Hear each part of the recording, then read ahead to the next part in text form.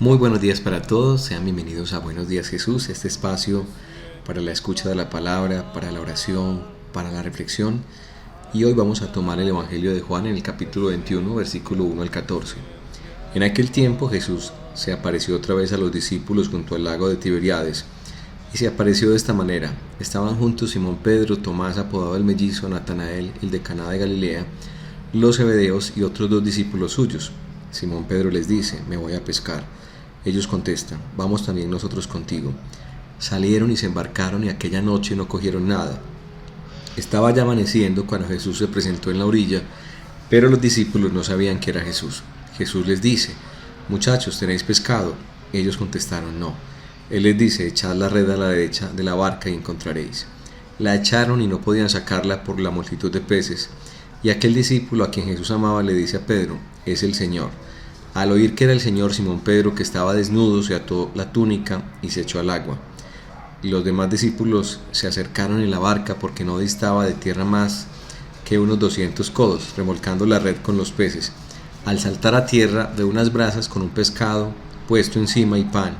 Jesús les dice: traed los peces que acabáis de coger. Simón Pedro subió a la barca, arrastró hasta la orilla la red repleta de peces grandes, 153, y aunque eran tantos, nos rompió la red. Jesús le dice: vamos a almorzar. Ninguno de los discípulos se atrevía a preguntarle quién era, porque sabían bien que era el Señor. Jesús se acerca, toma el pan y se lo da, y lo mismo el pescado. Esta fue la tercera vez que Jesús se apareció a los discípulos después de resucitar de entre los muertos. Palabra del Señor.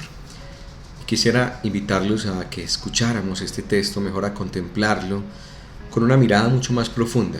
Más que una narración histórica, es toda una composición teológica. Voy a tratar muy brevemente de explicar algunos elementos que nos ayuden a vivenciar, a entender un poco este texto.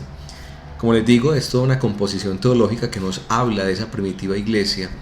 Recuerden que una de las promesas que hace Jesús a sus discípulos cuando los llama es que los hará pescadores de hombres. Pues justamente esto es lo que significa el texto de hoy.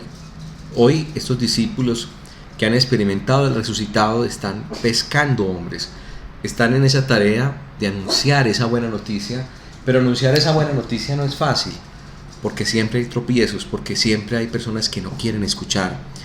Y aquí aparece Jesús dando una orden contundente: tirad la red a la derecha. Y cuando se tira la red a la derecha aparece el milagro. Lo que significa es que finalmente es el Señor el que hace la obra, es el Señor el que toca el corazón de los demás, de los que quieren escuchar. Y por eso al final aparece una cifra exacta de peces. Y uno se preguntará, bueno, 153, ¿por qué? Resulta que en la época en que se escribe Juan, eran todas las naciones conocidas en la época, 153. De tal manera, lo que le está diciendo el texto es que ese evangelio ha logrado llegar a esas naciones en su totalidad. Hay otros elementos muy interesantes. Vemos, por ejemplo, esa primacía de Pedro, esa autoridad de Pedro, ese liderazgo de Pedro, ese Pedro que está desnudo y se tira al agua, reconociendo su miseria, su pequeñez. Es la iglesia que reconoce su pobreza, reconoce que sin el Señor nada es y nada puede. Luego aparece esa invitación de Jesús a almorzar.